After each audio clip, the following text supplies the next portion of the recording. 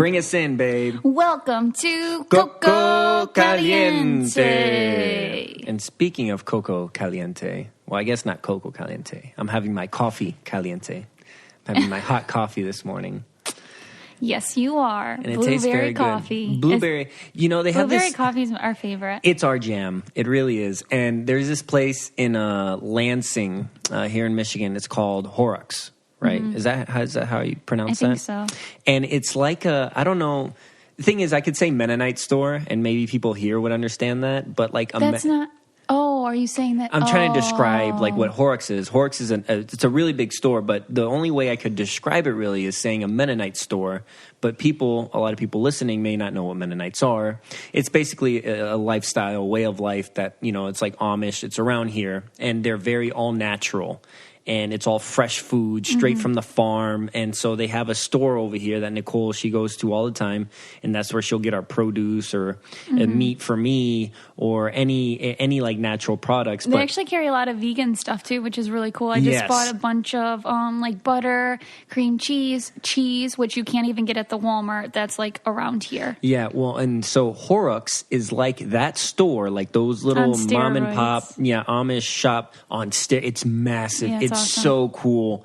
I mean, if you ever get a chance, if you're ever in Michigan or in that area, I don't know, Horrocks is the way to go. And they have like 1,000 different craft beers in there. And I thought that was awesome. Yeah, they have it. They literally have everything. I mean, yeah. Anyway, and that's the coffee that I'm enjoying this morning. And we're about to run out, and that's what made me think about it. We started, though, with blueberry coffee and Frankenmuth. Really, any blueberry coffee, I think, is terrific. I don't know. It tastes so good. Anyways, thank you guys so much for listening with us this morning. I hope my voice soothes your ride from wherever you're going. Maybe Nicole's not so much. Shut up. Dude, it's out of control, though. People's talking about my voice. We'll get into that later. I'm kidding. I love your voice. No one says anything about it on the podcast, but... like in general, like on the show or something? Yeah. Oh, well, we'll get into that later. But first, what did you want to hop in and talk about, Well, I baby? think it's really cool because Ubley, our small village of 841 people, just got a Dollar General. Yes. And so when we walk into the Dollar General, everybody is so happy. It's like Christmas because we have bread readily available, pasta sauce, noodles. I mean, there's groceries, there's stationery stuff, there's medications. I'll say this, a lot of people will not be able to relate to what we're talking to. So I just want to give you like a picture because here, if we want to go to Walmart, we have to go at least 15 or 20 minutes. Which is miles. So if you say 15, 20 miles. If you say 15, 20 minutes to some people, that's like a mile. Could be a mile or two. Mm-hmm. So it's about 15 miles. It's about 15 miles from us, yeah. And that's where we have the closest everything, right? But then the mall, and if you're talking Starbucks or whatever, that's an hour and a half, 2 hours away. The only thing we have in our town is 2 gas stations, and which is a convenience store, but it's not super. Really. But you know what I mean? And convenience in the price, right? Everything's jacked up. You know, you want bread that's $5. You want milk. Oh my gosh! You know what I mean? Like it's not, and it's just frustrating sometimes, right? Because if you leave Bad Axe, the closest like Walmart area, and then you're like, oh man, I forgot something. And then you can't make dinner. It's like, I'm not going to drive all the way back. It's very depressing. So this Dollar General was being built, and everybody was all excited. Now it opened up, and it's like, oh. It's so crazy because I was just thinking how excited I am for this Dollar General, and it sounds so pathetic, but like you really appreciate what you don't have, what you're not used to. And like, I know a lot of people are used to having everything at their fingertips. Like they have options. They have Meijer, Walgreens, Walmart, whatever. We don't have any of that. Yeah. And for us, we would love, like, Walmart is Walmart, right? They're like taking over everywhere. And there's an argument that, they bring jobs in, but at the same time, they slash prices. And so it takes away a lot from the mom and pop businesses, which I don't like, right? Mm-hmm. So there's that. But we don't have a choice. we don't have a choice where we There's live. no competitor. There's no competitor. If we had We are like building a Meijer, though. yes, we wanted, but I don't know how long that will take. Exactly. So if we had like a Whole Foods or a Horrocks or something like that right if next we had to, Whole Foods, I would be there every single day. I'd spend all my money there, but we just don't have that option. So something as simple as a little Dollar General in our town is like, wow, this is amazing. And it's not I don't know. I bought a lamp there because I'm like, I need to support them. They need to stay around. It's not like a Dollar Tree, or we're not just going over there to buy like a cup or like some wrapping so paper. Dollar General is different than Dollar Tree. Yeah, I just recently learned the difference. Victor had taught me the difference because by his old work, there was a Dollar General, and he would come home with like, not everything's $1. So like the lamp I bought was like $12. So yeah, they have nice things there. Yeah, they do. And they have all like, if you need something for your lawn or your car, or you need gift cards. They have Pedialyte. They have chips. NyQuil, DayQuil. They have some clothes. Guys, we are not sponsored by Dollar General. Let me just tell you I that. wish, no. And you can hear the excitement in our voices because you drive through our town and you might not even see it when you pass through. And there's a Dollar General here, and we're so happy. We're moving up in the world. I know. Little strides that make a big difference. And I just hope it stays around. Because we have had like a little mini IGA and like IGA? Yeah, it's a grocery store. Okay. But then we used to have like a mom and pop grocery store, which we loved. It was called Chapin's. And so that closed because the IGA kind of took over, and then the IGA couldn't hang. So we'll see how this goes. Yeah. So getting in shape is not just about finding a good workout plan and doing it for like 30 days and dropping it, right? Right. Noom is an app, right? And basically what it does, it helps you break these bad habits. Because they give you workout plans, but more importantly, they help you learn your relationship with food. They have goal specialists in the Noom community that'll help you learn to make better choices and get you in better mood, give you self-worth, control your stress and anxiety. And so they also have the biggest and most accurate food databases available, and it lets you track your meal habits and visualize portion sizes, see calorie density at a glance. Wow. And you can chat with the goal specialist and that, to give help to people going through the same thing. Yeah. So you're in this community of people, and you have specialists that'll help you get through it. Not only just the workouts, but figure out your relationship with food. And they're not telling you not what's good. They're not saying like, oh, this food is good, this food is bad, and you can't do this. Right. Nothing's off limits. It's teaching you moderation. Right. And how to be long-term healthy. Yeah. So you don't have to change it all in one day. Small steps make big progress. So sign up for your trial today at Noom, Nomm.com. Noom. Oh, yes. At Noom, Noom.com/Coco. Sorry, I can be a little dyslexic, so I'll say it again. You can sign up for your trial today at Noom, Noom.com/Coco. Start the free trial today. The last weight loss program you'll ever need. Victor, he had to go to Walmart yesterday because he had to get like his oil changed and stuff. Yep. So there is reasons why we still but we stopped at Dollar General and he bought what he could there for what he needed so he can support them. And he's like, hey, let's just stop on the way there. Maybe I can get some things that I need there. Give him a couple. Because I was reading, and I think I told you this, Nicole. So like those stores, I don't know if it was like Dollar General or Dollar Tree or something like that. Dollar Tree. We're talking about you have to buy X amount of things to make a dollar. They have to sell or at least like 13 items to make, I don't know, like it's something minuscule, amount of money. That's the dollar store where everything's $1, though. Yeah, and they have, and so what they do is they just have to get you in the door, and once they get you in the door, they're hoping to sell you enough things to make some money off of you. But if you just buy like 2 things, 3 things, they're not making any money off of you. And also this Dollar General, so the prices aren't cheaper than they are at Walmart. Yeah, they're like, you said like they're like 15 cents. Yeah, so they're like 15 cents more at least on each thing, but it's convenient, so we don't care. You don't got to drive. You got to drive a minute, not 15. The moral of the story. Yeah. Appreciate everything that you guys have around you right now that you think you might not have options, but you really don't know what not having options is until you come visit us in our town of Ubley, and then you're like, hey, where can I get my car detailed and washed? It's like, well, that doesn't exist. You can't get a nice coffee around here. No, you cannot. You can't. So just appreciate what you have. And it was actually really nice to, at that moment, I was like, wow, I'm really appreciating this, and like it was just a weird feeling because it's a Dollar General. Yeah, if you guys are ever interested in getting a little humbled, come visit us in our little village, and you'll get to play games, do some bag toss. Maybe we bought badminton yesterday. We bought an easy setup badminton that we're excited for. Yeah. But this is a cool place. Like we really get to know each other, and we really enjoy the outdoors, and we don't get so caught up in. And we can't spend money really, even if we wanted to. I kind of like that. Like we can't waste money at happy hour because there's no such thing. Yeah, we can't waste money on sushi and sangria because there's no such thing. Also,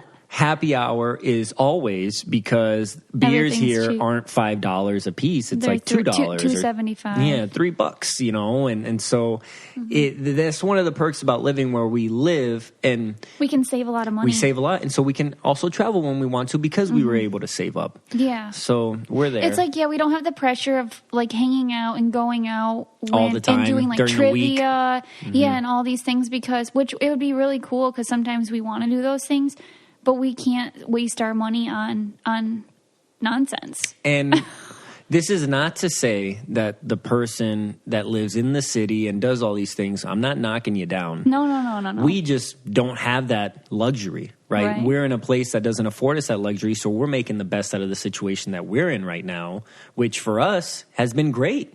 And then so when we do go, what I'm saying is when we do go and travel, let's say to a city or something, we're like, oh, let's do this and let's go do that and let's try. We think everything is really cool. Like we're like as if we have never seen like a hipster, restaurant or anything that's vegan. I'm like, we're taking full advantage. Like, and when we went, what it was in Colorado? In Canada.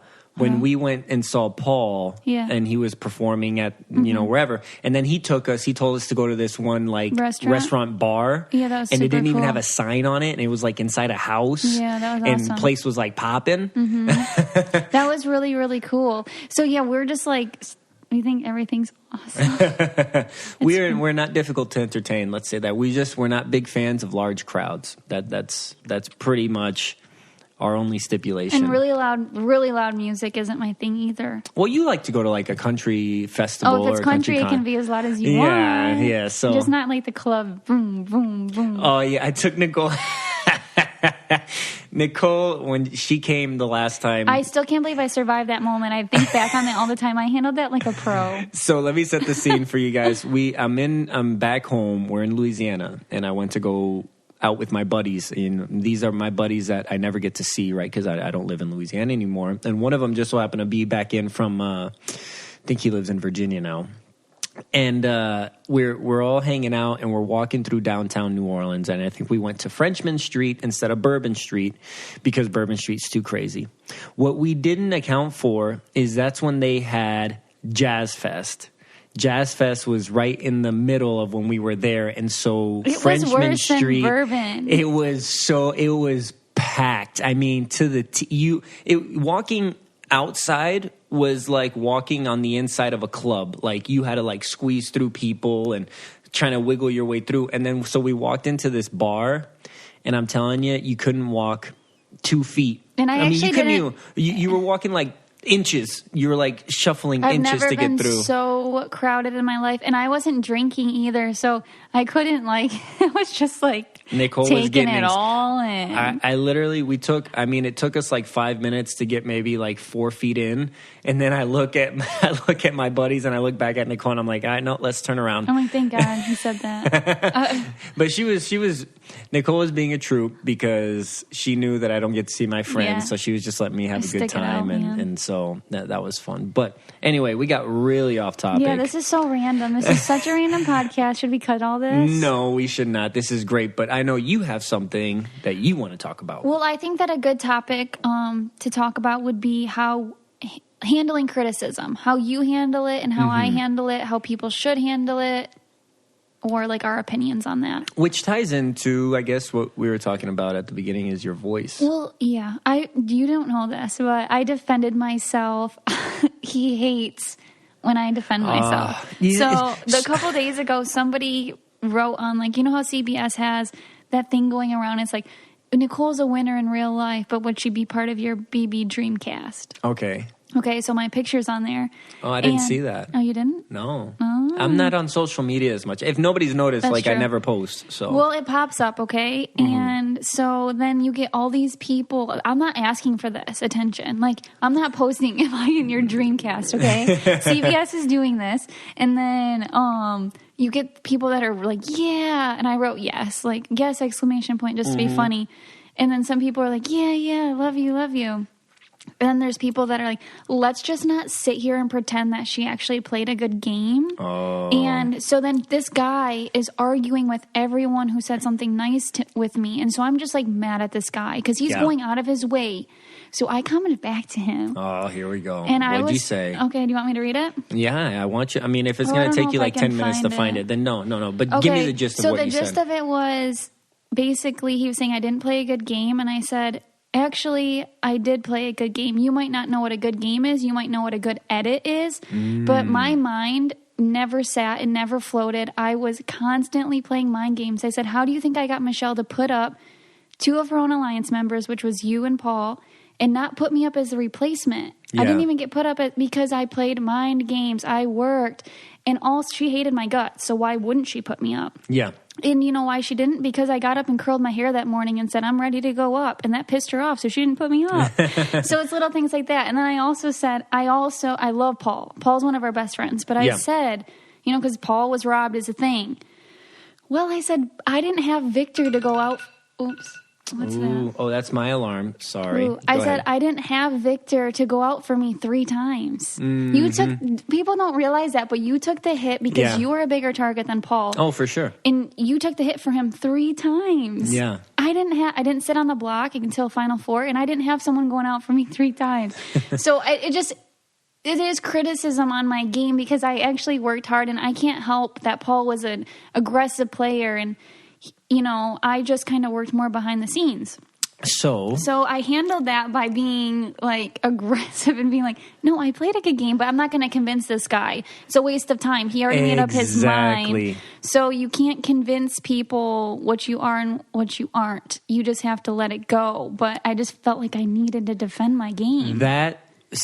What Nicole just did just there, that long-winded response to somebody online that she doesn't know, that lives somewhere that we don't even care about. It was an unnecessary use of energy. I don't do it much. For me, it's really, it's like, wow, did you just really go in for, like, what I tell Nicole all the time is, do you know that person? 1. 2, do you care about that person's opinion? No, but they're spewing hate on me. It doesn't matter. Who cares? I'm not really used to getting that much hate, so I think it hurts when I do. Well, the thing is, and this is the caveat for me, this is how I think about it. You started by saying you got a lot of love, and a lot of people were saying yes, and yeah, of course, Nicole, whatever.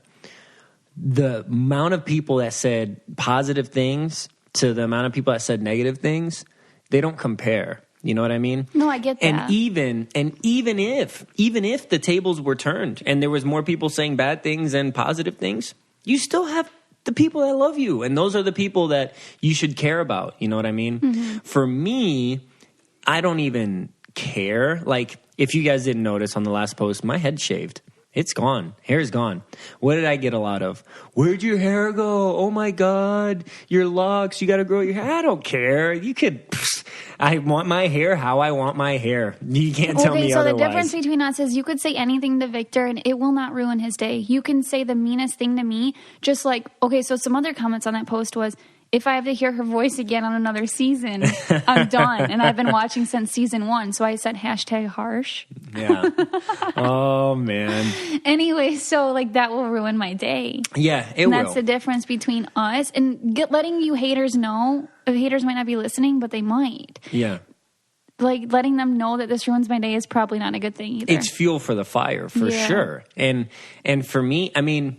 and I think and people have been saying this since Cat Williams. I don't know if you know Cat Williams. He said this on his comedy show years ago. And he's like, every year you should be trying to increase your hater count. Because increasing your hater count means you're doing something right and making other people jealous because you're doing so good. Okay, so yeah, my haters are jealous. your haters are jealous because we're not. So this is what I know I'm like, I had a couple sips of coffee this morning. Maybe this is why. You're having coffee again. I just tried yours. I tested yours. It's good though, huh? Yeah, it's good. I like it. So fall's right around the corner and I'm super excited, and that means cute pants. I mean, that's what I think it means, sweaters and pants. And a place that I love to get my pants is Beta Brand. So what it is, it's like yoga work pants. Yeah, it's your dress pant yoga pants. Yeah, so they look like dress pants, but they feel like yoga pants. Vic really likes when I wear mine because I wear them to church and stuff too. And they look really good. And you couldn't even tell they're yoga pants. No, you cannot. They have like, some of them have up to 8 pockets, so you don't even need a purse. There's different tastes for you. There's like boot cut, straight leg, skinny, cropped. I got like the skinny ones that were limited edition colors, so I always get like the wacky patterns and stuff. But there's black, navy, gray, khaki. So whatever you like, they have something for you, and they're very comfortable. And I hate when I have to unbutton my pants because they're too tight. And what's cool is shoppers can vote for designs to become crowdfunded projects for the site, which is actually pretty neat. Yes, that's awesome. And it was hard to choose from the huge selection, but I love every single pair that I got. And yes, I received so many compliments on them, especially from Victor. So that's why I started wearing them even more, is because I feel comfortable in them. They look good. Everything's covered up, which is what I like. Mm-hmm. So visit betabrand.com/Coco, all lowercase, to get 20% off yours. Millions of women agree these are the most comfortable pants you'll ever wear to work.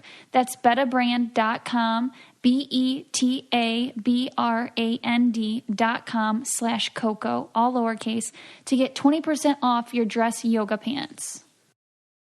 So I think that our haters have to be a little jealous of us because we don't live in LA trying to be models and trying to be actors, trying to be in our bathing suits, like, look at how awesome we are.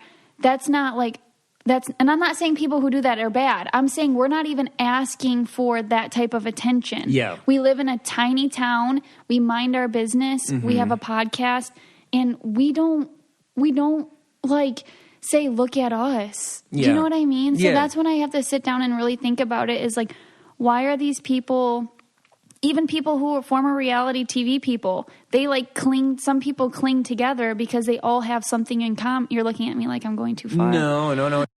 Right. And I tell Nicole that all the time. I mean, there's groups of people that mm-hmm. maybe feel that we don't want to be part of their group because we're too good for them, when that's not the case. It's just, I'm only friends with like 5 people. Yeah, it's just like, so I'm saying it's not like we go out. I get if we had haters, if we said mean things about people, mm-hmm. went out of our way to talk mean about people. Even when somebody says something mean to us, we don't fight on Twitter. No, not at all. Never. We do not argue on Twitter. There's Twitter fights every single day. And we don't feed into that. And so I could get it if we caused this huge turmoil, or we said something offensive, or you were America's favorite player. It's like, it's hilarious that people hate us just because we're us in a small town and have a house. And we're together and we live our own life, yeah. And so handling that criticism is hard for me because it's like I didn't do anything. But then at the same time, I'm like, well, it's jealousy. And that has to be flattering because I have something that you want, I guess. Yeah. I don't know. Yeah, and you're right. And it's just really about handling that criticism, because then in a situation like that, we're just a small speck of that, right? Yeah. If you think about the people that are actually famous and how much crap they get all the time. But I don't think that it bothers them as much because they don't still have to work normal jobs. You know what I mean? Like, I think if you're super famous, they don't even have to have like an Instagram because they're making money as actors and actresses. They don't have to share their life. Whereas still, that's my job. Isn't Dak Shepard and Kristen Bell? They still hate the haters. Kristen Bell talks about that. Yeah. She's uber famous. Yeah, that's true. And that's weird that she gets them because she's such a good person. Exactly. There's people like that everywhere. They have this crazy following or these crazy accolades, and they still get hate all the time. And I'm telling you, it's the most cleansing thing, and I feel like I have gotten there to not care. If I see something hateful on my feed, which I hardly ever post, right? I'll just delete it and block that person, and I don't even think twice about it. I just don't want it there, ruining the vibe. And I'm just like, oh, okay, well, you just gave me a reason, and and I don't have to respond back, nothing, and it feels great. Yeah, and it took me a while to get there. I will say that. It took me a while to get there. Okay, so at first, it didn't bother me. After 16 and right after 18, it didn't really bother me. Now it's starting to bother me, I think, because it's been 5 years and people are still saying mean things. So I'm just like, and Jeff Schroeder talked about that on our podcast too. Yeah. Like whenever Big Brother season comes up, people just, I don't know, they get like they want to spew hate for no reason. So me actually standing up for myself is new. It really is new. Yeah. And does it make you feel better?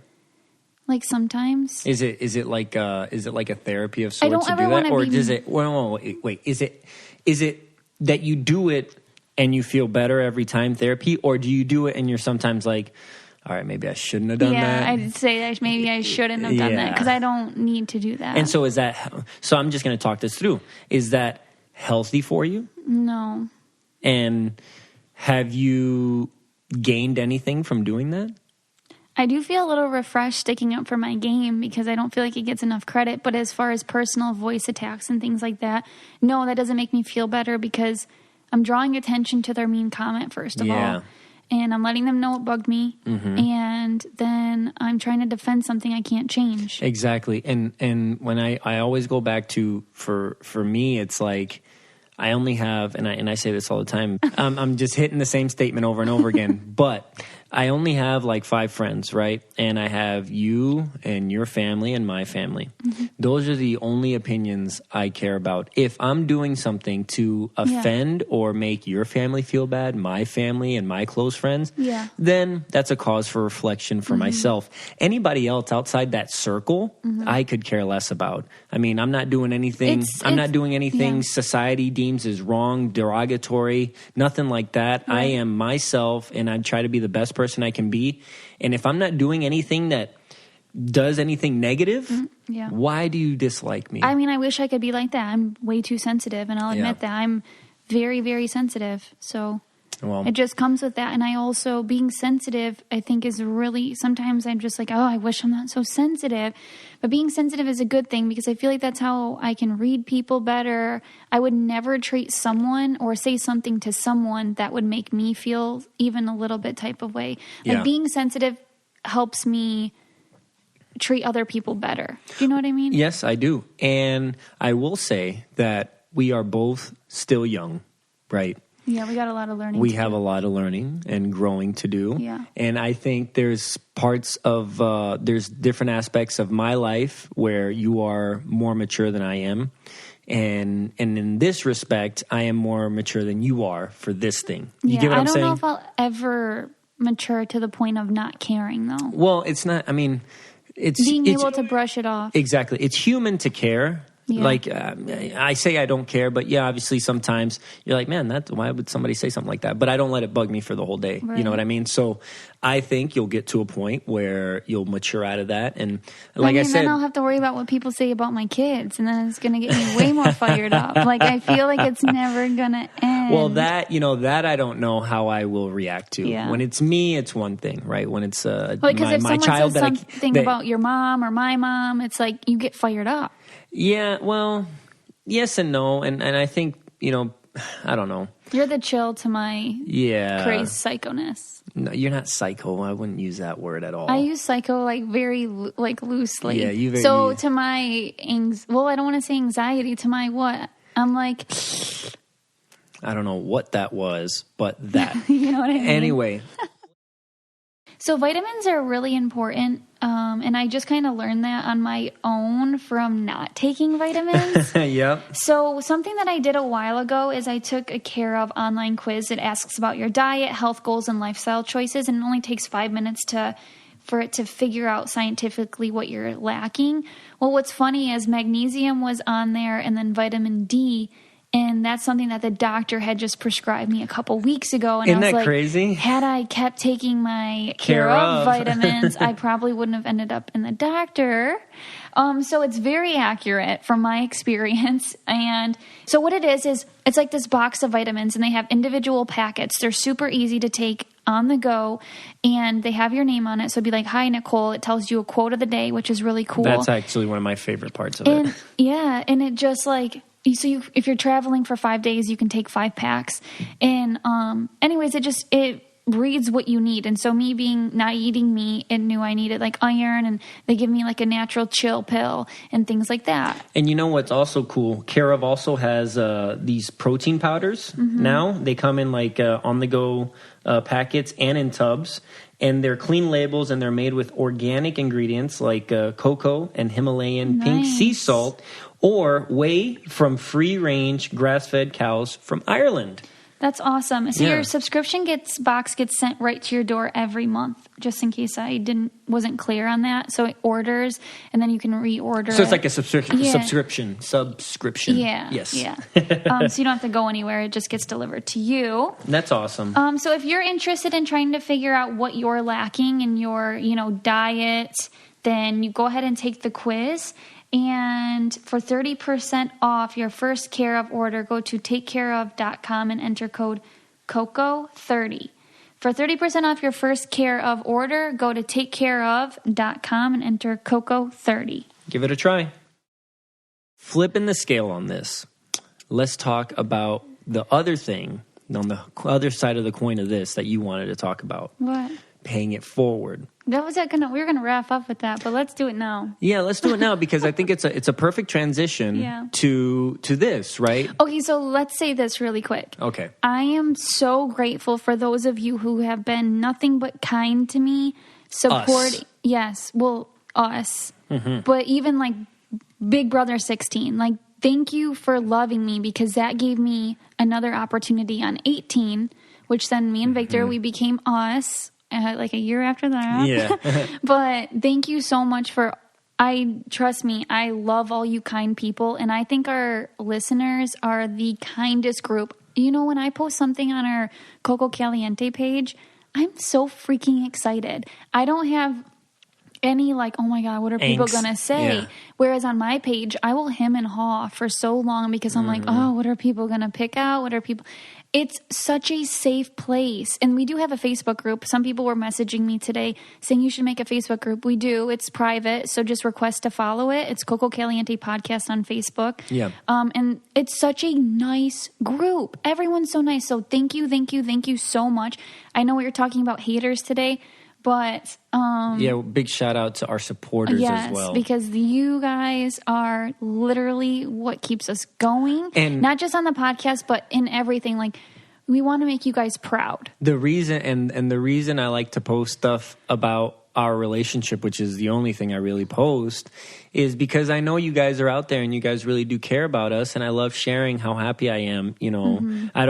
I used to, and I've grown out of this, and this is part of my maturing, just doing the post flexing, and which, guys, I have lost like 10 pounds, but I'm not keen on doing like the flexing pics anymore, so you won't see that, but I do the things that I do because I love my fiance, and I know we have supporters out there that, really buy into what we do and the podcast and everything. So I do those things for you guys as well. And honestly, when we were starting this podcast, we were so nervous. Oh my gosh, that we were nobody so scared. was going to be listening. Nobody would follow the page. Nobody would care.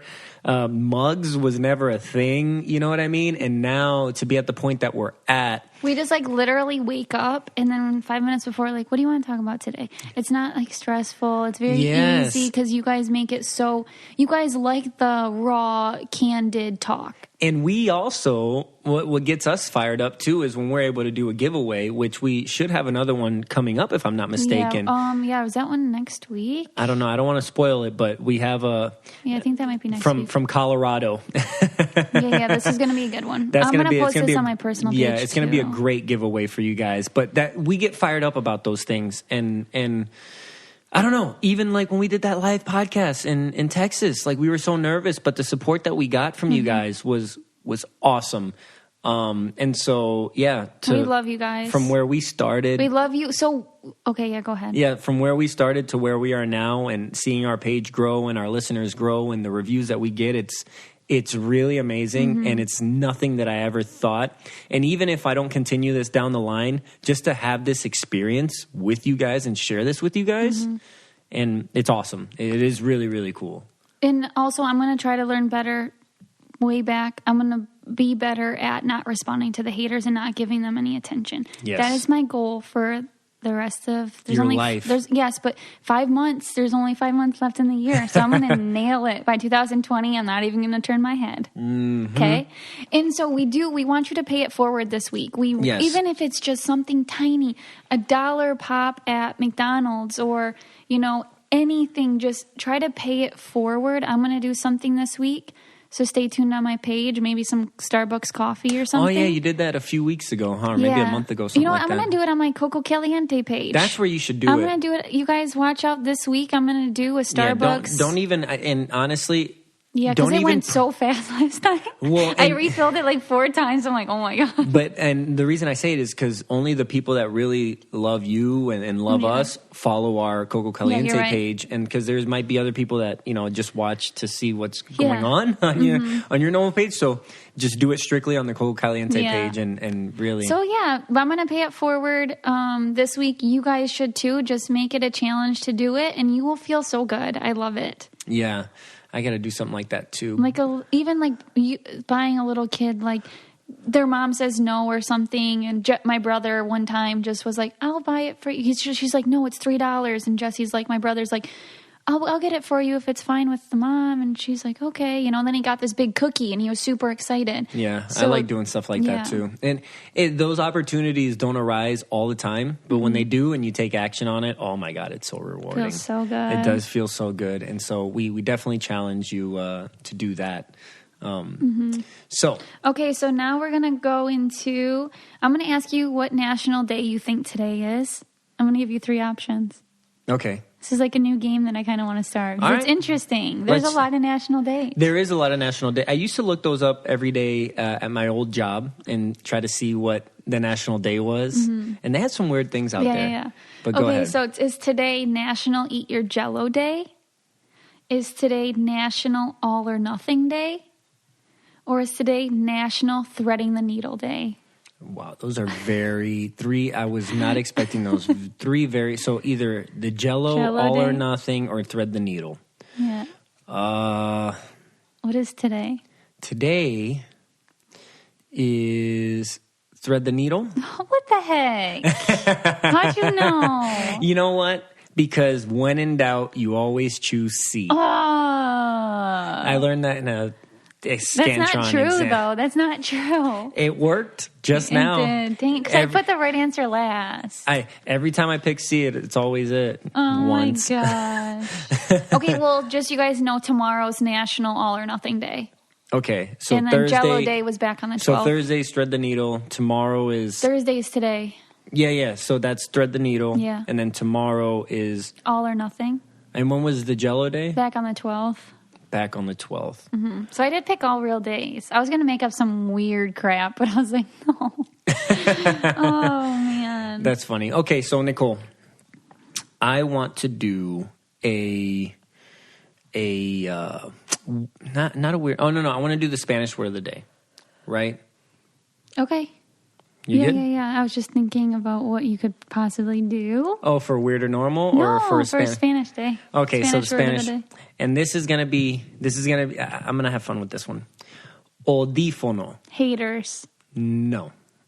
Audífono. Support. It's something that we use for our podcast. Okay, wait. Say it again. Audífono. Headphones. Yeah. Sounds just like headphones if you really listen. How? Say it again. Audífonos. Phones. Headphones. Yeah. Well, yeah, it means headphones. That's cool. I was not expecting you to get it. That's kind of random that you actually got it. Oh, really? That one wasn't that tough. I thought it was. Give me a little credit. That was good. That was tough. So I am giving you credit for getting it is what I'm saying. But I immediately thought it was going to be something we're talking about. So that's where my mind goes. But then when I really listened, I heard phones and we're wearing headphones. Oh, okay. See? That's smart. So we are in the dead of summer now, right? And this is when, if you weren't getting fit already, still right now is the perfect time to start. And I know every time I try to get in shape again, because I always go in and out, I'm always scouring the internet for like the best workouts. But I think the best place to go and the place that I've been using is OpenFit. So OpenFit, it takes out all the complexity of losing weight and getting fit. It's like a brand new, super simple streaming service that allows you to work out from the comfort of your living room in as little as 10 minutes a day. That's what I like about it, is I can work out at home. Yes, exactly. And so basically, it's a streaming service that you can use on your TV, on your phone, computer, so you can use it anywhere, anytime. And you get what you put in. You can see results within the first 30 days. If you want to increase your energy, put some pep in your step, if you just want to feel better overall, inside, outside, lose weight, any of that, they have a bunch of different programs like Yoga 52 or Tough Mudder or what's the one that you like? Extend Bar. Extend Bar. And we talk about that a lot because she really likes that one. And so they'll give you guys a completely free trial. So OpenFit has changed the way I work out, and texting my code or our code, COCO, to 303030, you can join me on a fitness journey personalized just for you. So right now during the OpenFit 30-day challenge, our listeners get a special extended 30-day free trial membership to OpenFit when you text 303030. You got to text COCO to 303030. You'll get full access to OpenFit, all the workouts and nutrition information, totally free. Again, just text COCO to 303030. Standard message and data rates may apply. So do you have a weird or normal? Yeah, I do. This is actually, so I tried to find who suggested this in our, I read DMs from the Coco Caliente podcast, but then they fill up again. So I like have trouble finding. Got you. A listener came up with this one. Okay. You don't remember their name or anything? No, I tried to look it up for like 30 minutes before the podcast and I can't locate it. So I don't know if it's gone now. I also tried to tell Victor, someone came up with a really good podcast listener name. And oh yeah, we're still trying to find a name for our find listeners. It. Okay, so for the listener's name, we want something that can be like, we can say that's super easy. So like coasters is something Vic like randomly said, and I was like, well, that could be kind of cute. Like our coasters, because we're the hot chocolate. And you put your chocolate or mugs or something. Because marshmallows people don't like because that's Veronica Mars fans, which is fine. So something that's like easy to say, that's short, that's quick, like hey, blank. Mm-hmm. So that's what we're going for. But anyways, this is something that a listener came up with. So she said, do you, I don't know how she worded it, but do you think it's weird to dry yourself in the shower, like in the shower with the curtain closed, or do you get out and then dry yourself? Because I didn't know there was two options here. Yeah. So me being a neat freak that I am, I hate. And I say hate with a passion because this is something you do. And I'll tell you a story about somebody else that used to do this. I hate when there's water all over the bathroom floor when I go in the shower, right? So if somebody showered before me and then I walk in the shower and there's just water all over the floor, I'm like, are you joking right now? Why get out? So long story short, I dry myself in the shower. That's weird. And then I prop my leg up on the side of the tub or whatever. I dry my foot and my leg. I put one leg out. I dry my other leg and foot and put the other leg out. So when I get out of the shower, I'm dry. And I can finish up with my head or whatever. But I jump right out, man, soaking wet. And I hate that. Might as well as wring my hair out right on the floor. And exactly. I'm not that bad. My best friend used to do that. Marino, when we were roommates, he'd get out of the shower, and just grab the towel out of the shower, so the whole floor just soaked, just completely. Like, why even have the shower mat outside if you're not even going to? He doesn't. We do use it. I step on it and it still gets water other places. I don't like to dry myself in the shower for some reason. Why? Just open the curtain. I can understand if you feel confined and it's like, oh, the towel's going to touch everything while I'm in there. But if you open the curtain, I step right out. You got so much space. I step right out. I just don't. And then the thing is, for me also is like, if I wipe up the floor, by the way. Sometimes, or maybe you don't get it all. And my feet can be dirty because I haven't gotten in the shower yet, right? So like I took off my socks and I'm waiting outside or walking around. So what happens? I know where you're going with I this. walk into the shower or I walk into the bathroom, and if the floor is wet and my feet are dirty, spots start showing up on the floor because my feet are dirty and it mixes with the water. Well, I think I do it because we have tile, so it can't ruin tile. But if it was like a wood floor or something. Pretend we have a wood floor in the bathroom. Okay. I don't know. That's just... Hey, at least we have different opinions on this. Yeah, because I don't know. It's just me being a neat freak. That's all. I like to like hop out of the shower and like get that big gust of fresh air. I like that too, but that's why I just open the whole curtain and let it all come in. I get that experience. I wonder why I don't do that. Okay, so do you come into the shower from the front by the shower head? No. Or from the back? The back. Really? Where do you come in? I come in the front. Why? Because I'm touching the water and making sure it's good. And once it's good to go, I just hop right into it. So I hop right in, and then I'm like, oh my God, if it's colder. Oh my God, if it's hot. So you just turn it on, and then you hop in, and then you figure it out after? Well, I put my hand in to make sure it's doing something. But yesterday I hopped in and it was burning hot and I had to hurry and run to the front and it like burnt my skin. I don't know. That's funny. We're so weirdly opposite. I come in and that's weird. It's almost like it's a routine because I come into the front of the shower and I leave out the back of the shower. Wow. Yeah. We're off. That was a good one. Thank you for that weird or normal. Yeah, that was a good weird or normal. I didn't know you got in from the front of the shower. Yeah, either. I come in the front and I leave out the back. It's almost like, I don't know, I go clockwise, Well, and it's also because the towel's in the back. Yeah, I come out the back too. But yeah, and I go in the back. Yeah, I don't know. That was a good one. All right, so I am podcasting with our guests by myself. But Victor is not here, and we all know he is the podcast king. But I'm going to have Ovi and Hannah, his girlfriend, on the podcast today. We're going to try to, get the scoop of some Big Brother game, but also more about them. So I hope you enjoy. All right. So how are you guys? How's it getting back to normal life?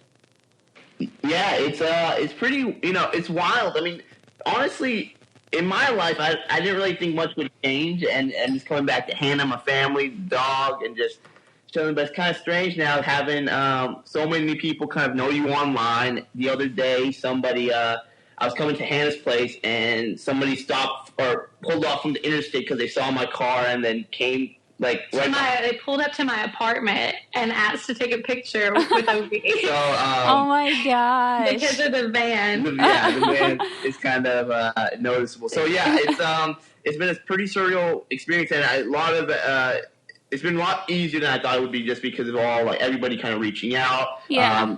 Big Brother alumni like yourself. So everybody's been super nice and showing a lot of love. Yeah, well, it's been interesting for me too. I've had a couple people come into my job and fangirl over Ovi, and I'm just like, thank you. Do you need some makeup, or did you just come here and talk about Ovi? So it's been funny though. I appreciate everybody being so sweet and everything, but it's strange having somebody be so obsessed with this dork. Yeah, for sure. And I feel like, Hannah, you got to. I mean, they wrote an article about you, and what was it? How do you say that? Cosmopolitan. Yeah. So did you just wake up to that one day, or did they interview you? Because I kind of read it, and it didn't, and it seemed like they knew a lot about you guys. No one said anything to me at all. I had no idea that was going to happen. It was actually, I was on vacation last week when they released the article, and Rockstar from last season is actually the first one who reached out to me. She sent it to me and was like, hey, Hannah, this is crazy. Have you seen this?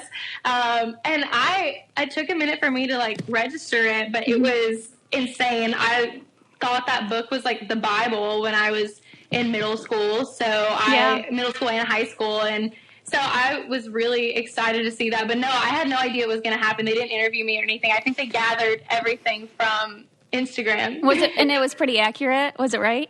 Yeah, it was all really accurate. That's honestly. awesome. I'm glad some of my Instagram captions have been pretty in depth. Yeah. It was all pretty accurate, but it was super exciting. Yeah, no, that is like, that's awesome. So Ovi, how did you get into the Big Brother house? Like, what was your application, or were you a recruit? Because I remember I watched like the Jeff interviews, and I remember seeing, well, I loved you right away, and I remember seeing you say something like about a homework assignment or something. Yeah, no, it's kind of funny.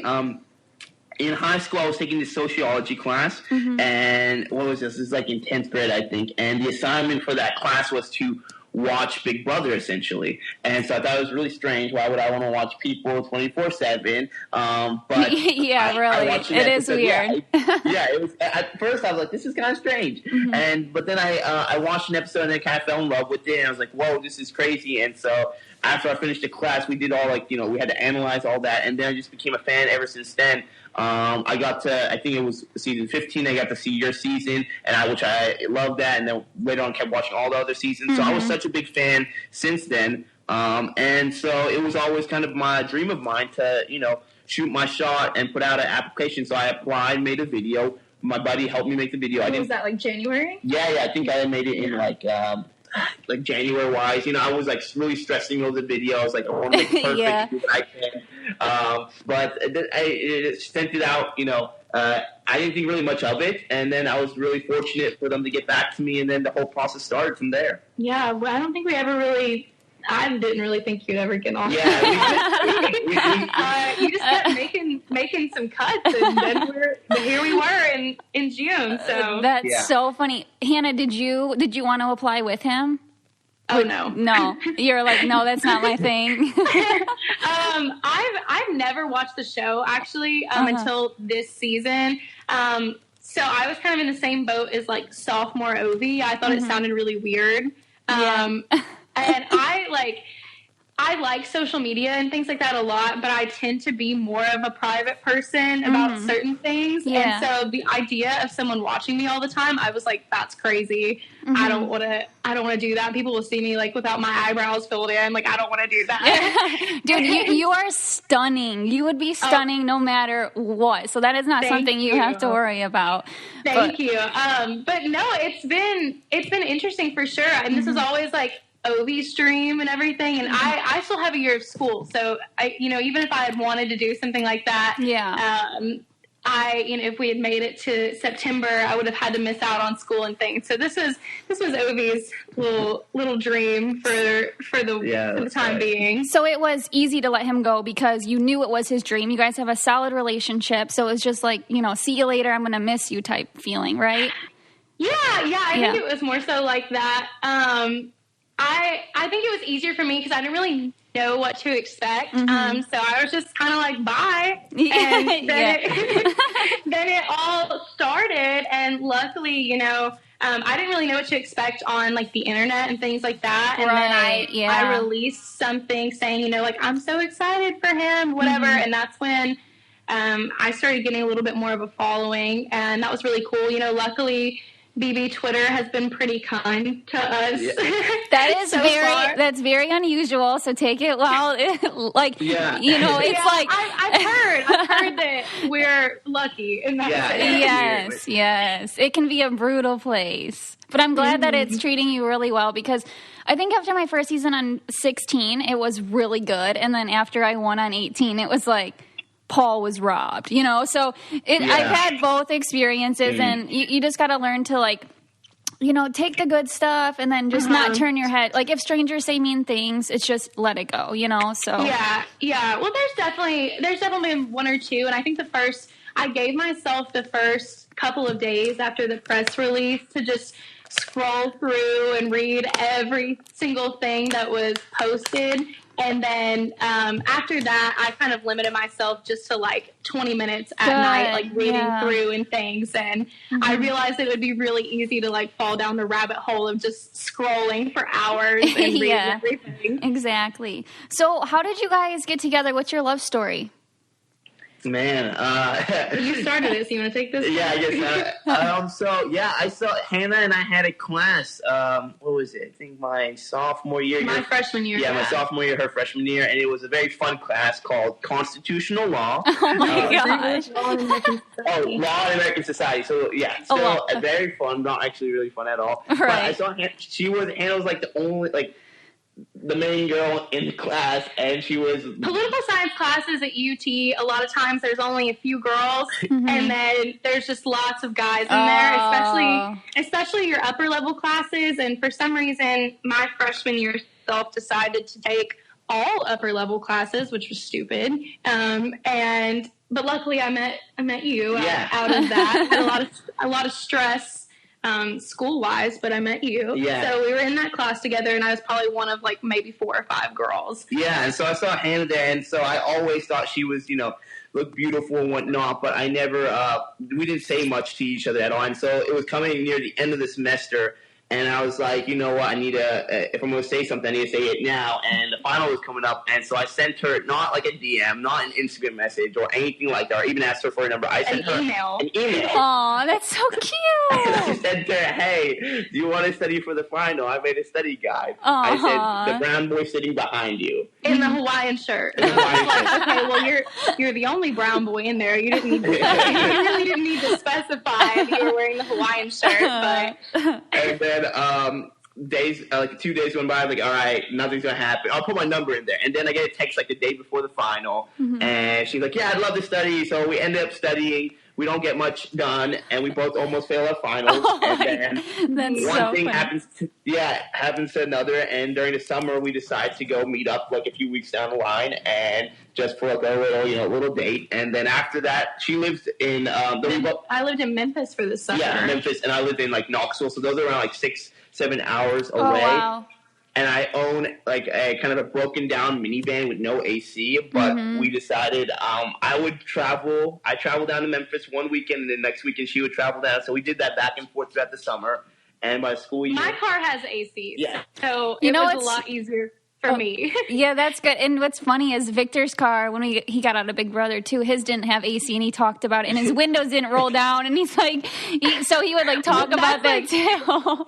That's like, Ovi, none of your doors open except for the driver's one, so you have to crawl through. Yes. It's definitely a ride, but that's kind of how it happened. And then before when the school started, we started deciding. I was a little apprehensive, and then eventually Hannah put her foot down, and it was just like, if you're gonna date me, you better date me. And so that was kind of the cue. So that's how it went. So it's been how long? 2 years. Yeah, wow, a little over 2 years now. Yep. Awesome! Congratulations, you guys are so cute. And thank you. I you heard and Victor are our favorite couple, though. We are thank really, you. We fanboy and fangirl over y'all. Victor's a good dude. I mean, he usually keeps. I don't know if you've ever listened to our podcast, but he's the one that does the talking. So I'm like, oh my god, how am I going to do this? But you guys are so easy to talk to. This is so fun. You're making it really easy too. I am not a big podcast gal. I didn't really know how this was going to go. And Ovi and I were, gonna talk about it before you called, and he didn't get here until 11 o'clock. So he couldn't get in his van. I'm glad that you're easy to talk to because I didn't really know what to expect. Yeah, no, this is going really good. So I saw this really cute thing. I don't know if it's true. Ovi, did you set up emails to send Hannah while you were in the house? Yes, I did. The night before I left, I didn't really sleep at all, and what I did is I made kind of a different email and made a video for every week I'd be gone and put it kind of on a timer thing. And so I didn't even know you could do that. So you didn't even have someone send them for you. You set up a timer? No, it was a time going because it would come at 10 o'clock every week after the first episode of the week. Oh my gosh. So what was it like getting the first one, Hannah? I had a watch party the first night for the premiere. Mowgli, Mowgli wants to talk on the podcast too. But I was sitting here with a bunch of girls in my apartment, and I got an email, and the name of it was just some random name. It was like Thomas or something like that. And I was Oh like, my gosh. who is emailing me? And so I opened it, and it was a video. And I opened it up, and there was Obi. And I'm just not really a big technology girl in general. Same here. I know what you mean. What the heck? Yeah. Like, how did this happen? Mm-hmm.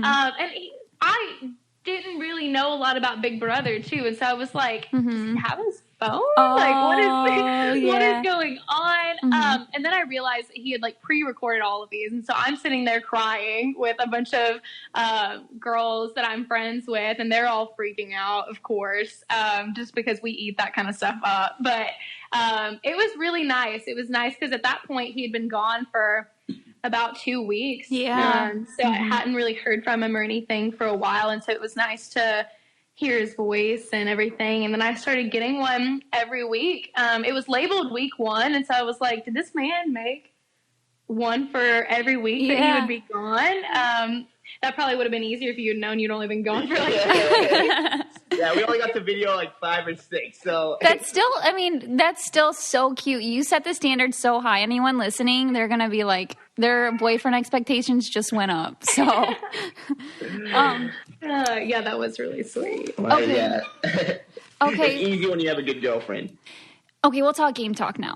We'll get into like the Big Brother stuff, okay? Because now I'm like getting like, all right, I'm excited. So how was actually being in the Big Brother house versus what you thought it would be, since you were a fan? And I feel like before I went into the house, I always thought it would be like the diary room would be like something like the kitchen, food pantry dances. What was it like compared to your expectations?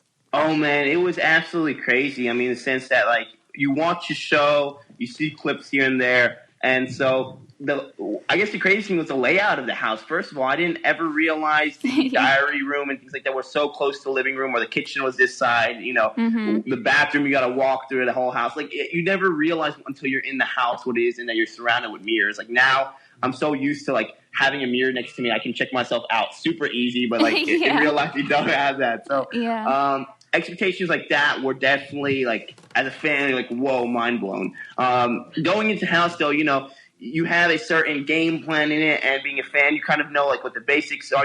Like, you might not want to win exactly the first HOH in your mind, or you don't want to fall off the first 2 people. You try to plan for those type of things, but it really is like how Julie says, you have to expect the unexpected, and there's so many things that just get thrown at you that you got to figure out a way to maneuver your way around.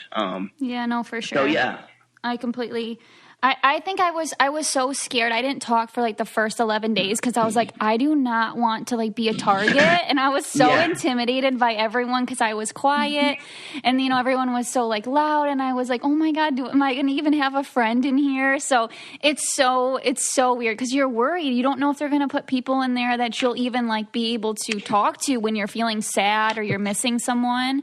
And was that Cliff for you? Was that who you were closest to in the house?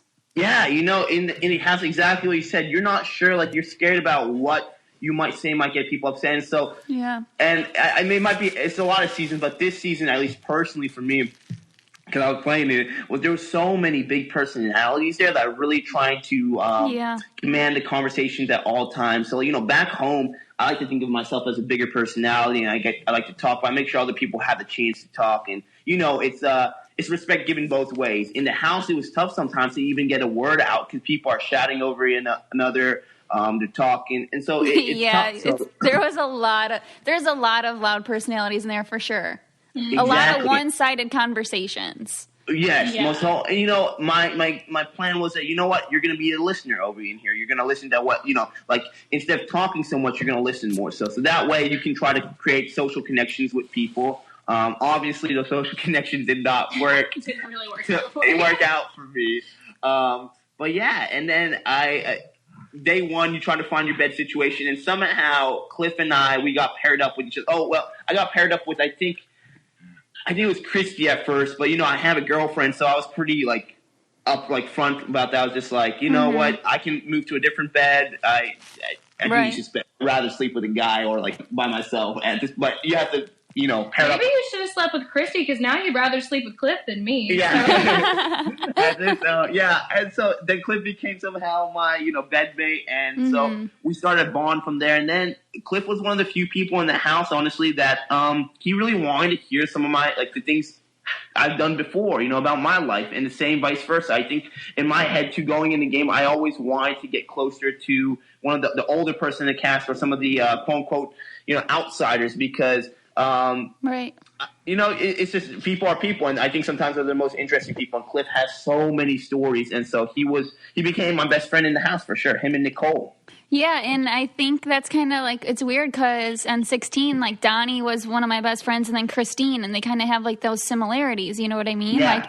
I was not part of the 8-person alliance either on 16, so I know how you feel. I was they did not want me in the alliance. I didn't know anything that was going on, and I just thought I just thought it was summer camp, and I was so excited to be there. And then next thing you know, it was oh my gosh, there's a huge alliance taking over the house, and I don't even know about it. So, oh yeah, I can totally relate. Watch this season. Yeah, I would totally relate to that. It was called the Bomb Squad, but it didn't It didn't last long, so they never really do. So yeah, no, exactly. It's that. I mean, in my head, I know there's going to be an alliance made day 1, 2, and 3, just come from watching it. In the same boat as you, they did not want me in that 8-person alliance. And in fact, I let the 8-person alliance know that, hey, I think there's an 8-person alliance is forming. So I think that was, definitely put a target on my back from there. But in my head, I was thinking that if there are people out there that are aligned already, if those people already know that, hey,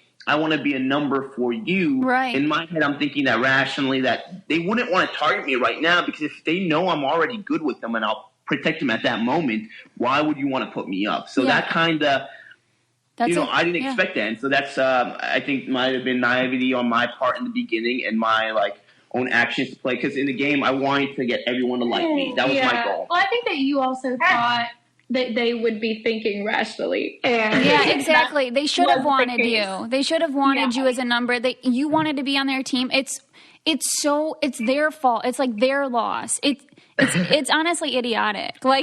Their game move to not take you in when you had a power and you told them about the power. And so let's hold on. Let's back up. So did you and Mickey go to college together? Do you know him? We did go to college together, but the school is 29,000 students, and he was a year before. He graduated a year before me, so I didn't know him during this time. We didn't even have. I don't think we had any classes together. It's kind of crazy. And my year where I served as student body president was my senior year, so I knew people before that. But that 4th year is when I got to know a lot more people. So he was already graduated by then. So no, Mickey and I never knew each other. I had a lot of people reach out to me and ask me if we knew him too. And, after finding out he was on the cast, I found out about some people who had known him and come across him and things during their time here, just because I was in a sorority for a while too. And he was pretty involved in life as well. But yeah, it was interesting because there were so many people saying, it's going to be partners this season. Yeah, I thought that too. Yeah. And I was I have no idea who this guy is. I didn't think that. Yeah. And I was hoping that we would have that. We could use the bond of being a ball going to, UT, because coming from this area, when you're a Tennessee Volunteer, that means a lot to a lot of people around here. So I was hoping in the house that could be kind of a commonality that we share and we'd look after each other, because I would not turn my back in the beginning on a ball. That would just be, me coming straight out of university. I've seen it. So, however, some people don't share the same sentiment. Yeah, no, I wasn't sure so when you told them about your power, I personally think it was a great game move, because at that point, you needed something to make them want you to stay, right? Because you felt like you were going home. And tell us what you were thinking when you were doing that. Exactly. And I know going to you do not tell anybody about your power. You keep that to your grave, and that was my plan. But I knew the writing was on the wall. Yeah. I knew how the votes were probably going, and I made a conscious decision that I said that I'd rather explore every possibility. Sorry, our dog's kind of yelling right now. That's okay. I'd try every single make sure that I wouldn't go home without trying if I had a power in my pocket. So I couldn't use the power. I couldn't transfer the power, but I thought maybe I could use the power of the knowledge of the nightmare power to use my benefit. So I knew, and in hindsight, of course, like, people can see all the perspectives. Jack was gunning for me day one. I didn't exactly realize how hard he was gunning for me, but I knew that Jack and Mickey both felt threatened, that they would be targets and they would go up. And I knew they had sway within the house. Kimmy, Nick, and Bella at that point already kind of wrote me off and were voting away from me. Jessica was voting to keep Kat. Cliff and Nicole would have kept me there. So I knew I needed to get I think they would have if they had thought that was where some of the bigger people at the moment in the house were going. Exactly. And they were just trying to fly under the radar too. Yeah. So the 4 people I knew, because Christy couldn't vote, and the 4 people I knew, or 5 people I knew I had to convince in that sense, because I think Sam would have just gone whatever it would be. Holly, Sis, Mickey, and Jack. And so I felt that if I could convince Mickey and Jack, because they already felt threatened, that they could sway Sis and Holly. So my plan was offer them this type of safety type of thing. And here's the thing is that in the Big Brother house, you can, write a check and bounce it later. My only plan was survive eviction night and figure out everything down the line. Right. And so it was kind of my Hail Mary, hoping that, hey, maybe they will be like, okay, he's here for us. He also has a power that he's willing to protect us. Why would we vote him out over Kat, who probably won't do much at that point, to keep us around? So that was kind of my logic. And it was kind of Hail Mary. I knew the likelihood of it succeeding was very low, but I knew I had to try something. Yeah, no, and I think it's a great game move because you also told the people who were influential on the house who could have changed something. Those 2 guys were at the time kind of like whatever they said people would do. So I was like, yes, this could potentially work. And why, why wouldn't they take this almost? So it was a great try. I would have done the same thing. I don't think the other people in the house should have told their power because they weren't in danger. But yours, I completely understand. What would, Hannah, if you had like a 1-minute phone call with Ovi and to call him in the house, what would you have told him? Why, from, what would, game, if you could give him one, advice for game-wise, because who's against him, who's with him, what would you have said? Yeah. I think that my biggest thing that I probably would have told him is that to stop trying with Jack. Yeah. I think that would have been my thing because, I don't know, I could just see kind of the wheels turning in Ovi's head, and I think that it logically made sense, what he was trying to do. And like I said earlier, he was thinking, rationally, why wouldn't these people keep me? And I think that my biggest thing that I would have told him is that it didn't really, from what I could see, that for whatever reason, whatever personal biases there might have been on the other people's part, that it didn't seem to matter. No matter, what he did or what he didn't do. And so I think that my biggest advice to him just would have been, to move on to something else, try someone else. And I totally understood, trying to reach for someone who seemed to be influential at the time in the house. But I think my biggest piece of advice to him just would have been that, save your breath, calm, just kind of relax a little bit, because it didn't seem to me after, him talking about his power, it didn't seem to me that it was going to matter what he did or didn't say with this group of people. It didn't really seem like there was much of a chance from the get-go with certain individuals. Yeah, and it honestly makes me so mad to watch. Just knowing that your mind's made up, their mind's made up without, no matter what's better for their game. It's just, it just made me feel like this is such, why aren't you doing this? He has such a good point. And it's just frustrating. And I know what it feels like too, to be in the house. And I was at a point like that too. And I, told Caleb, look, you're the next person on the totem pole. Work with me. And then he goes right away and says, yeah, Nicole said she wants to work, just threw me right under the bus. And it's just they can't see what's in front of them, I guess. So I completely know, I know how it feels. And it was just so hard to watch. It was really frustrating to watch too, because, you go in, well, especially somebody I was still kind of learning, how this game normally goes. Yeah. And so once I realized, that he was being targeted, I'm going back trying to see, what did he do? Why was this happening? And then I'm seeing, people from Big Brother alum and then other fans who are saying, this doesn't make any sense. And so I'm because in my head, I'm am I just being biased towards Ovi and thinking that he didn't do anything wrong. And so I was going through and trying to see if there was anything that he could have done smarter on that, on his end. And yeah, I still really believe that I don't really think it mattered what you did for after those first couple of days. It didn't really seem like anybody's mind was being swayed on you or David or Kimmy. So yeah. And did you watch live feeds too? Or I had a subscription to it, but I realized pretty shortly in that I didn't really have to watch the live feeds. Oh, people keep you updated to know what was going on. There was always some loyal Ovi stan either mentioning me or DMing me something and saying to go back and look at a certain timestamp and everything like that. And, you know, at first I was like, oh, this is going to be annoying, but it was actually kind of nice in the sense that I never really sat there and just watched the live feeds or anything like that.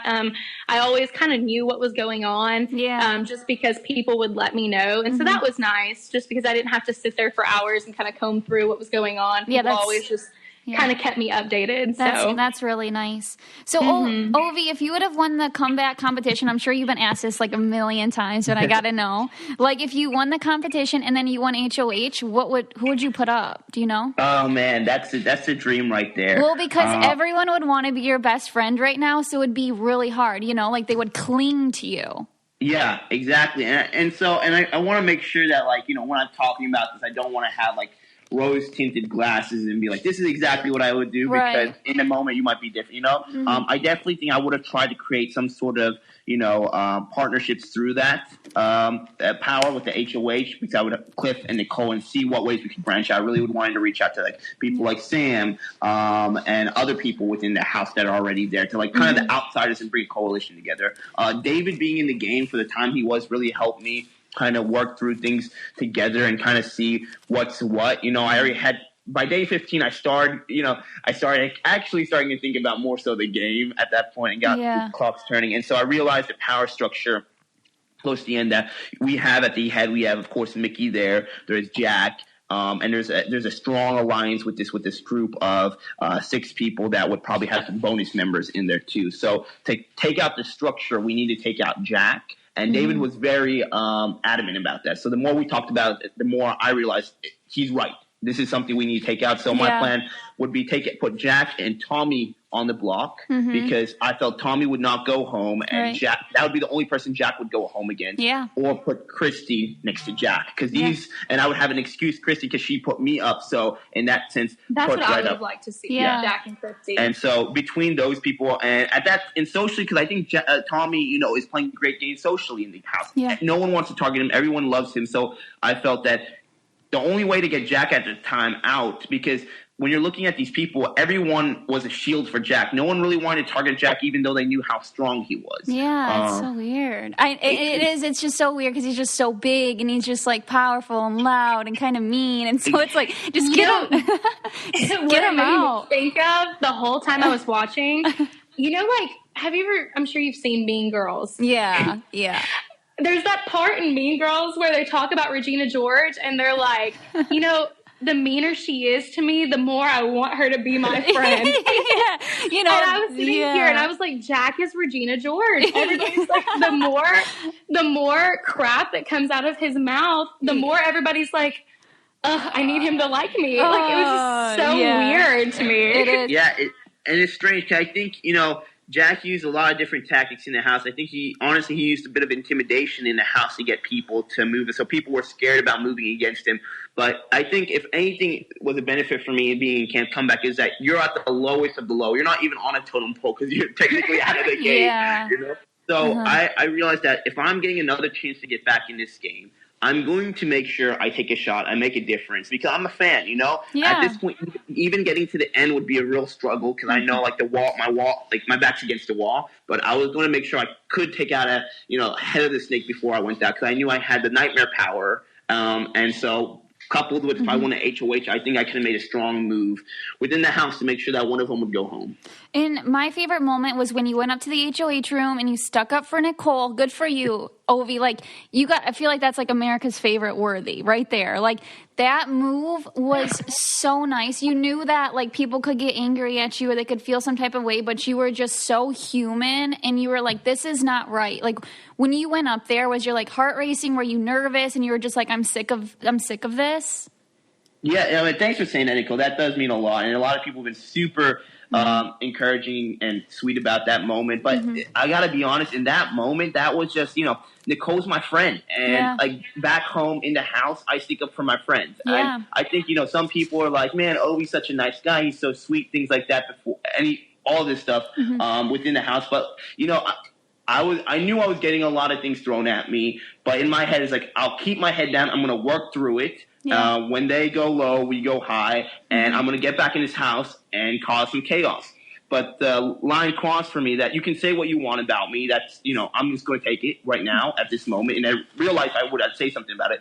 But I'm not going to let you treat my friends badly. There's a difference between game moves and then personal moves. Yeah. And when you try to justify personal moves through game, that's not cool because at that point, they were laughing up in the HOH. They were, they're making a whole ruckus. They were making sure that we could hear them. And so knowing that, as a camp comeback, because we're already ostracized, it is what it is at that moment. But then they just put on Jessica and Cliff on the block, and then they still disclude Nicole too. That was just not cool in my book. And there's so many better ways to go around by this instead of doing that. Yeah.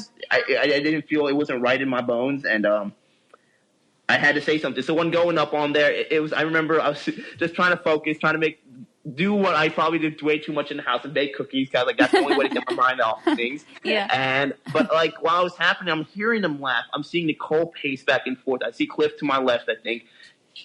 And there's just utter sadness in them.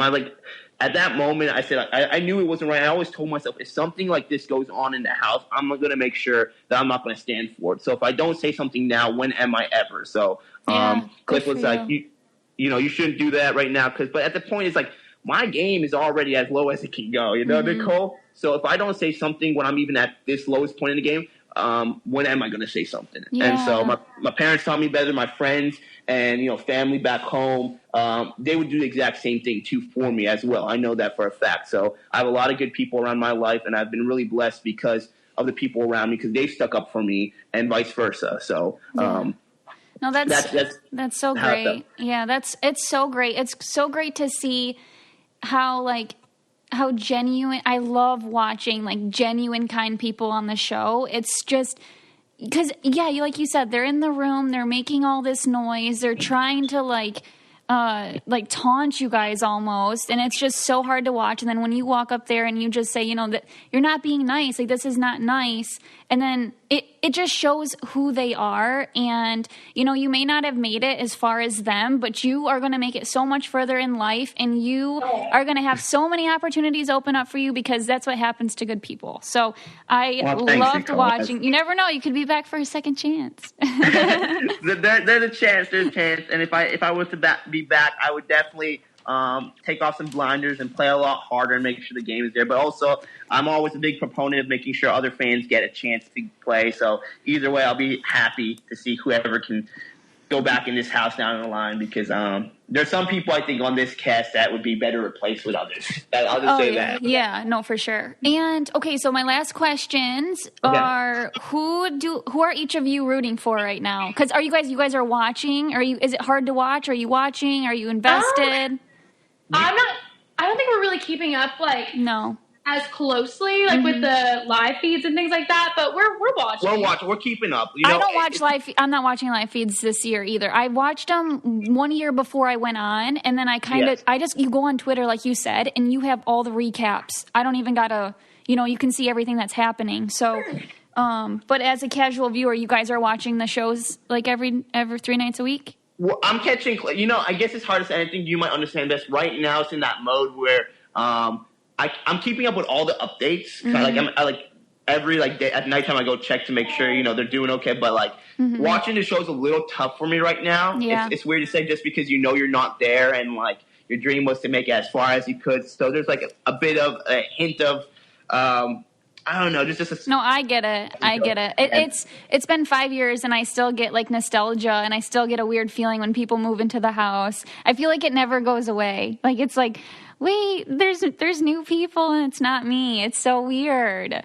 And even when it's like your season, I've never watched my seasons back either, so I don't blame you for that. But it's a very weird feeling. Like I feel like you don't understand unless it's you. You know, like.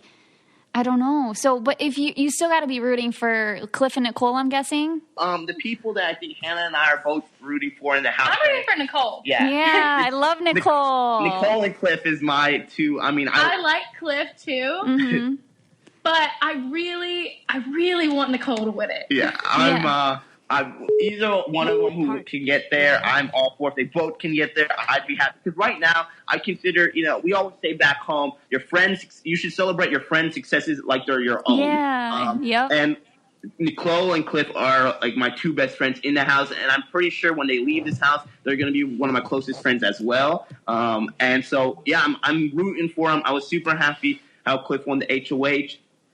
He put up Jack and Mickey. I know that Mickey came down, and then now Bella's up there. So, like, it's a mixed bag right there because I was really hoping one of them would go up there. But at the end of the day, I'm glad he did win the HOH, and he was able to pull his safety for Nicole and him. And I'm hoping maybe next week, maybe Nicole can win it, or maybe somebody on the outside like Jessica, or on the other side of Sam, some of those people, or Nick if he's left there. So, and the votes might flip, and Jack might go home too. I'm just glad it's not Nicole or Jessica or Cliff up there on the block. Yeah, that's, it's time to turn this, I wish, like, I would have been there to take the shot and turn it around a little bit, but I'm super happy that the rest of what is left of the Fellowship of the Zing is able to take a shot. And,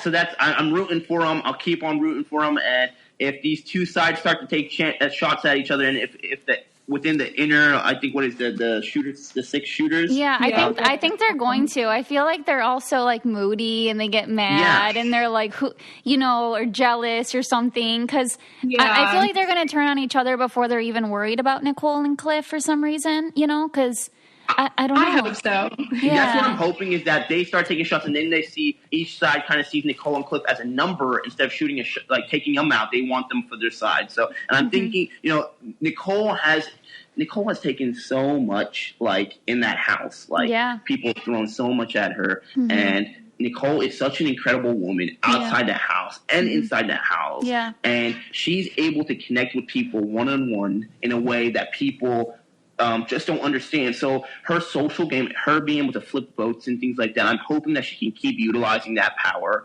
of being able to connect with people and have them look at her in a different light. So I'm thinking, and I'm crossing my fingers and knocking on wood, that she can continue to keep navigating socially through the game and just somehow find her way near the finals. And I'm hoping Cliff can keep bringing these rabbits out of these bags and and do that and win. Maybe me too. So she seems super smart too. She's got it all. She just needs a loyal team. I think that's about all she needs. So exactly. Nicole she's a gamer. She knows the game, and she gets reads on people. And also I don't know how maybe the feeder saw, but it was when I was in the house when even Nicole was on the block. She did not give up hope once. She had a moment. And then she's like, I'm going to keep fighting because this is what I'm here for. Right. And you can't break that fighting spirit there, I was trying to fight till the very end. Look at Cliff. No matter when he's had his back against the wall, whether that was banishment or being blindsided, voted out, and then fighting right back and getting back in the game, he does great when he's under pressure. So yeah, he does.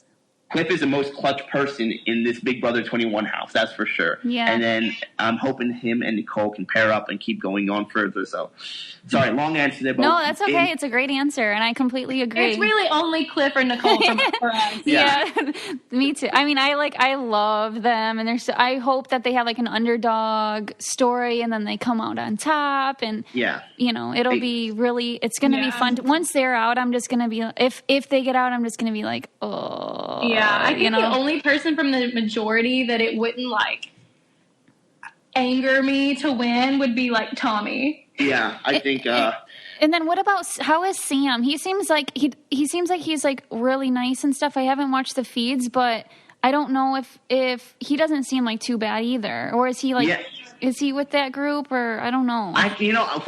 So I will say this, and here's the thing: people say things behind closed doors, and I haven't seen everything everyone said, and that's true. I've seen a lot of things. And with Sam, at least, and I can testify to this from day 1 to day 30. Every camp comebacker who was there, Sam never switched a beat in front of us. And, he was one of the people who didn't try to ostracize us like everyone else did. He came, had these conversations. Good. Like, there was one day I still remember that I was like, I don't know if it was day 29, day 28. He was just like, he came up, he's like, hey, let's play pool. And I was just like, all right, let's play pool. And he was doing that because he's like, I just haven't had a chance to spend as much time with you. Mm-hmm. And, I really like you, Obi. Things like that, Mm-hmm. And so when you're at your lowest of your low, when no one wants to spend time with you, when people leave a room in 12 seconds after you come in it, and just having somebody in their house be like, hey, you want to play pool with me? Let's just hang out, It means a lot. It means a lot. Mm-hmm. So at its core, I think Sam's actually a really good person, and I'm hoping that he can work with Nicole and Cliff and kind of stir something up because he's also really good at competitions. So I'm thinking that it's a good chance. And so I'm hoping that he decides, if he does win power next week, that he decides, hey, I need to take a shot. There's no reason to go after Cliff or Nicole. I need to take a shot at one of these big people because they're going to be gunning for me. Yeah. I think Sam at least is playing it in the way, from what I understand, that it's been played in the past, where you're still in those conversations behind closed doors about what needs to happen and things like that. And he's still, in that majority group. But I think at least Sam, from what I could see, like you said, had the decency to still treat you guys normally. Mm-hmm. Yeah. Into your face. So yeah. And that's, respect. When respect is given one way, it should be returned the other way. That's the way I believe in. Yeah, for sure. When I was around Sam, he showed me, I can't speak for Kimmy and David exactly, but from my understanding, he did treat us, the camp comebackers, with respect and in front of us. Again, sometimes you're part of these big conversations where people say one thing the other, and that's kind of a different story. Yeah. But I can say from my personal experiences with Sam was definitely a decent, nice guy. And I think he has 2 little boys. Yeah. So at least, the money would be used for helping them out. He's paying for, I believe, Bradley's medical bills, because he had a whole issue when he was born and whatnot. And so he's fighting for family. So that's the other thing, is that I kind of, I'm sorry, I don't want to keep going on. Okay. People's, I guess, the level of ruthlessness in the game, you have to be ruthless. You have to be cutthroat. I completely understand that, especially now. He has something, important to fight for. Exactly. There's certain people, though, in the house have more to fight for than others. And Sam is still playing a respectful game. However, he is fighting for more than a lot of people in that house, I would argue. For sure. He's fighting to get his whole family out of debt, to have money for his kids to go down to school down the line. Those are things he's fighting for. When some of these people, I never want to compare what, who needs it the most. And that's not the question here. But he's able to show respect and love, even though he's fighting for a family and has 2 kids, when some people don't. Yeah, I think some people definitely, still can be likable as a person and things like that, but go in there or a platform or for clout or things like that. But I think, Sam at least is genuinely there to help his family. So I like that. Yeah, and there's no benefit to being a mean person no matter what. Family, no family, whatever. You should just never treat anybody like crap. Yeah. So exactly. They just don't have it. For people who do in the house or outside the house or anywhere, because this episode me and Vic talk about handling criticism on media and stuff. And it's just there's no benefit to being a mean person. Everyone's still human, and you can be competitive without being mean. So exactly. Yeah. You're 100% right. And that's the way I look at it, is that if certain moves need to be in the house and that gives you the best possible efficient way, then fine. It's game. I don't care. However, if you were able to not be a jerk and not be so mean and still get the best possible result out of it, you probably should have went down that route. If anything, being mean makes it less likely to help you. I think some of these people forget they are being recorded 24/7. Yes, I was going to bring that up. You knew because it was a project, an assignment, so you knew that. But these people, I feel do not know that there's 24-hour live feeds. Which is just mind-blowing to me. And I feel they've been reminded that they're on live feeds. I've heard even cast members go to another cast member and say, hey, you're you're 24/7 streaming, right? And they're like, Yeah. what? Oh, definitely. And then they act like they don't know this. I'm And like, what? They tell you? Like, they tell you. Never even watched the show. Yeah. I've never even watched the show. Like, and I know this. Like, how do you not know? They tell you before you go in there. Like, they don't just, Exactly. surprise, you're on live feeds. Like, that's. And I think that's people kind of like doubling back on things that, they may have said or done, and then they're like, "Oh, I didn't know." Yes, you did. Well, too bad if you didn't, because that's still the type of person you are. You shouldn't be putting on a fake show anyway. So yeah, exactly, and that just shows even more of your character. If you're going to claim that you didn't know, that's worse. Certain people were watching. That's worse because how you act when people aren't looking at you is who you are. Yeah, exactly. It's wild in that sense because, and I always said that after the game, and that's why I kind of own up to all my mistakes within the game because people had a better view than I did. And so, like, anything I say is very easily debunked if it's wrong because, thousands of people were watching.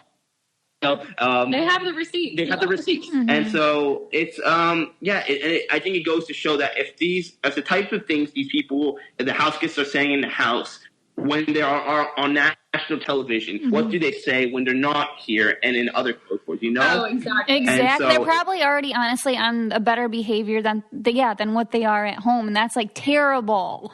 It's like, which is scary. Yes. Which is scary. It's like, what do you do when you're at home, or especially people in certain job positions? I'm just like, how do you act when you're in the workplace if you're acting this way in a house? Like, mind-boggling. And it's unfortunate. And, I always said that I would never be bitter about anything within, the game, because the game is played in a way that game moves have to be made. But within this house, I'll just say this, that there were a lot of personal things that were made. I think there were a lot of implicit biases that were in play. Right. And I'm not saying it for me, but the way people treated David and Kimmy were completely wrong. And I think a lot of the actions against them were not based on game. They were based on previous biases. And so that's just not right whatsoever, because I think some of these people going to house, they were judged before the moment they walked in the house, Yeah.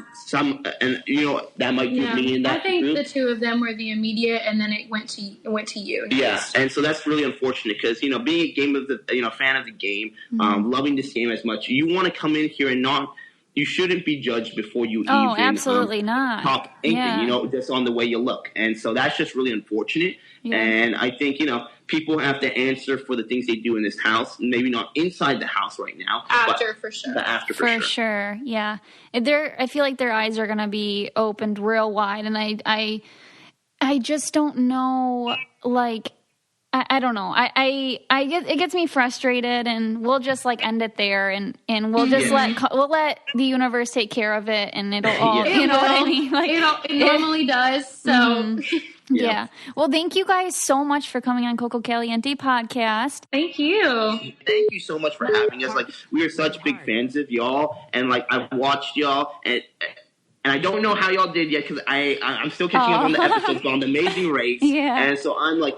And I just tell Victor this, please. Like, I was such a huge fan of him too, and I was like, if I can come back, I wanted. Like, Victor was a comeback kid too, so yeah, he was. I am such a huge fan of y'all, and so we're super thankful for y'all having us. Yeah, for sure. It's been a really fun experience. I had no idea what to expect, but it was really, really fun, and it was nice getting to talk to you. Yeah. If you need anything from us down the line, we're more than happy to help. And hopefully we get to meet up sometime, double date maybe. Yes. That'd be so awesome. And if we're ever on the race together, then we will we'll build an alliance. A real man, that'd be awesome. Put in a good word for this, Nicole. We would love to do you guys would be awesome. The help we can get, because I'm not in the best shape. Yeah, me neither. Definitely need some help. All right, thanks so much, guys. I'll talk to you later. Okay, thank you. Thank Bye, you, Nicole. Bye. Bye. So we'll do reviews. We will do reviews, and just because, like we always say, we love you guys so much, and we appreciate you guys leaving those reviews. Hopefully, you guys feel the love today. Yeah, hopefully, this episode is all about the love that we have for you guys. And if I bring my voice down a little bit, it gets a little bit more intimate. And I just want you guys to know that we really, really care about you. So, Nicole, take it away. Okay, this one's from Scorpio Queen 82. The title is, It's Like Drinking a Warm Cup of Cocoa, 5 stars. This show is exactly what I needed. My commute to work is long and normally stressful. Since I found this podcast, all my stress just melts away. The chemistry Nick and Vic have is rare. They are down to earth, and I'm always sad when the episode is over. I definitely recommend this podcast and tell everyone I know to listen. From your friend in Ohio. Woo, woo. Yay. Midwest is the best. Our neighbor. Yeah, our neighbor in Ohio. That was great. Thank you. And this one is from, Sikachu. I don't know, Sicachu, Sikachu. Maybe I'm saying it completely wrong. But a podcast I'm thankful for. 5 stars. This podcast is hilarious, real, and absolutely perfect to just calm down and listen to. It's helped me through sleepless, anxiety-filled nights and made me smile when I was sad. Nick and Vic have a great dynamic, and they're refreshing to listen to any day.